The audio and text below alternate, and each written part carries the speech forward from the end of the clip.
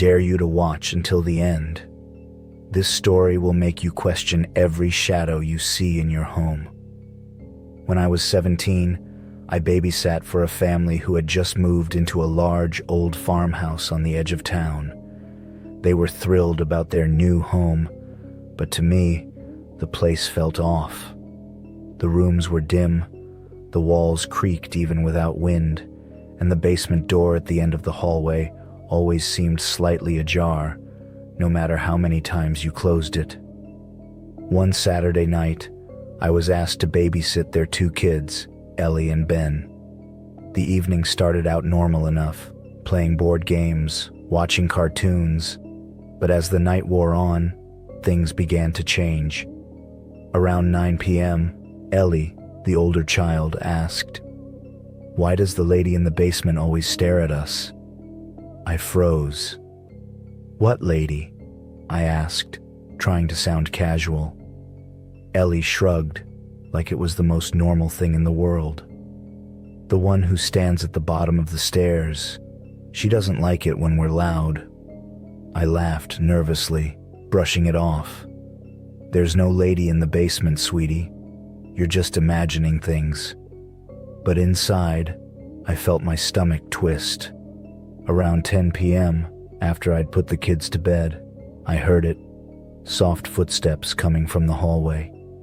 At first, I thought it was one of the kids, but when I checked their rooms, they were both fast asleep.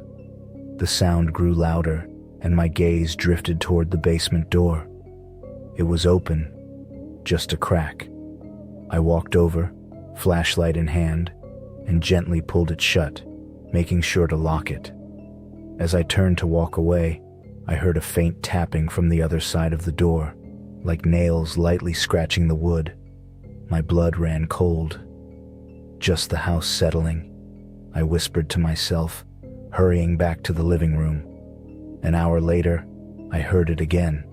Footsteps, this time heavier, deliberate. They were coming from the basement. I stood frozen, staring at the door. Then, slowly, it began to creak open. The light from my flashlight barely pierced the darkness beyond the doorway, but I could see something, a shape, a woman, tall and gaunt, her head tilted unnaturally to the side, stood at the top of the stairs, staring at me. Her eyes were hollow, black pits, and her mouth hung open, but no sound came out.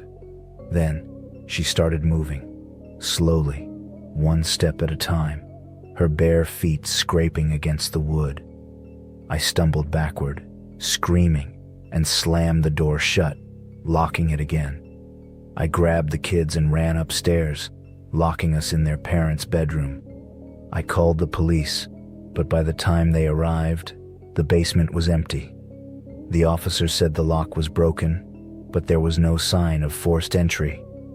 They told me it was probably just an animal, but I knew better. The family moved out 2 months later. Ellie's mom said Ellie kept waking up screaming about the lady staring at her from the hallway. I never went back, but to this day, I can still hear the sound of her feet dragging up those stairs.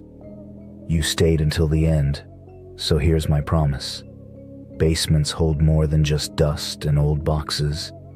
The next time you hear something below your feet, think twice before you investigate. If you enjoyed this story, don't forget to like, subscribe, and share. Some doors are better left closed.